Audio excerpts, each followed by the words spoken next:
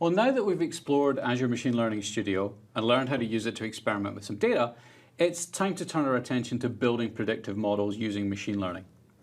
Now, I'm joined in this module by Dr. Steve Elston, who is an expert in this area. So, Steve, what is machine learning?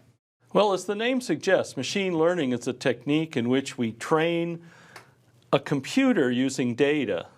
The model learns, as we say, from training cases, and we can use the trained model to make predictions for new data cases.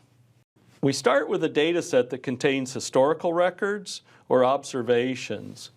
Each observation includes features that quantify a characteristic of the item we're working with. Let's call this X. In general, we have some values that we are trying to predict, which we'll call Y. We use our training cases to train a statistical machine learning model so that it can calculate a value of Y from these features in X. So it's very simplistic terms. We're creating a function that operates on a set of features X to produce predictions Y. Generally speaking, there are two broad kinds of machine learning: supervised and unsupervised.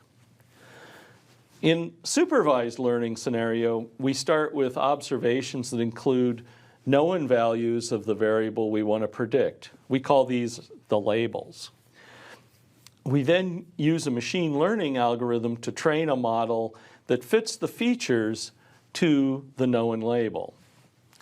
Because we started with a known label, we can validate the model by comparing the value predicted by the function to the actual label value. Then, when we're happy with the model, we can use it with new observations for which the label is unknown and generate new predicted values.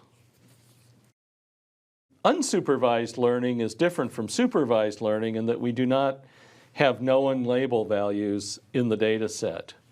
We train the model by finding similarities between the observations. After the model is trained, each observation is assigned to a group with similar characteristics.